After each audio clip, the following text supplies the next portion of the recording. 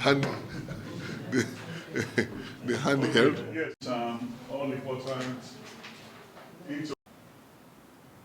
We resolved as follows: to ensure federal character as enshrined in the Constitution of the Federal Republic of Nigeria, 1999, as amended, and entrench ethno-religious balancing. IPAC is of the strong opinion that the Senate President of the Federal Republic of Nigeria should be zoned to either the southeast or south-south geopolitical zones. This, of course, is without prejudice to the ongoing election petitions at the various election petition tribunals in the country. We believe the candidate that will emerge will address the necessary ethno-religious balancing in view of the fact that the ruling party, that's All Progressive Congress, APC, by the virtue of the faith and region and ethnicity of one, the national chairman of the party, in person of Senator Adamu Abdullahi Adamu, the president-elect, Aswaju Bola Tinubu, the vice president-elect, Alhaji Kashim Shettima,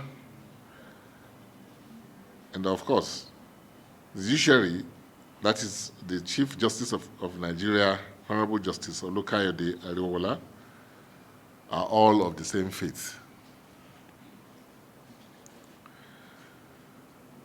We believe that the suggestion of the IPAC will help to restore confidence of the people from the southeast and south-south geopolitical zones, and indeed all Nigerians, in the oneness of this country. Also, we have a precedence in the example of Chief Olusegun Obasanjo's PDP government in 1999, when it deliberately zoned the Senate presidency to the southeast, the Speaker to the northwest, the Deputy Speaker to the Deputy Senate President to north central, the Deputy Speaker to south-south. And this ensured that every zone was accommodated in the power sharing equation, which helped to calm frayed nerves and peace throughout the 8 years administration of President Olusegun Obasanjo. IPAC calls on all relevant stakeholders to embark on deliberate actions that will help to reconcile, heal, and unite Nigeria. This, we believe, will eliminate the winner-takes-all syndrome and will further enhance ethno-religious inclusivity and will usher in a strong, virile, united, progressive, prosperous, equitable, and just democratic nation. IPAC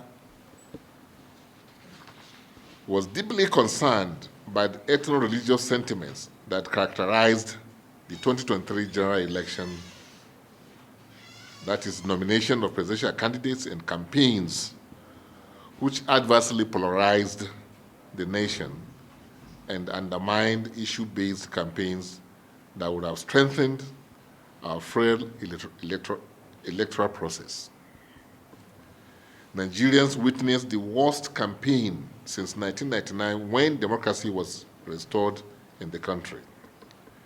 Council is strongly determined to stop the dastardly do-or-die politics, garrison politics, ethno-religious profiling, and what has come to be known as stomach infrastructure, that is the use of money to cow people, which have impeded our hard-earned democracy and impoverished the masses who sold their votes for a mess of electoral porridge. IPAC demands more appointments of women and youth in government as the most vibrant democratic groups in the country. The continued marginalization of women and youth in the previous and incumbent government must stop forthwith. No nation makes progress without the active participation of women and youth. Their involvement in the 2023 general election was an eloquent testimony of their preparedness to serve the fatherland, and they should be given the opportunity to do so. Council urges all the key stakeholders to be proactive and run an inclusive government, as this is the only way to carry Nigerians along in the governance and provide the essential dividends of democracy. As the umbrella body of all registered political parties in Nigeria, IPAC will always be in the vanguard for sustainable democracy and good governance in Nigeria. Thank you very much for listening to me.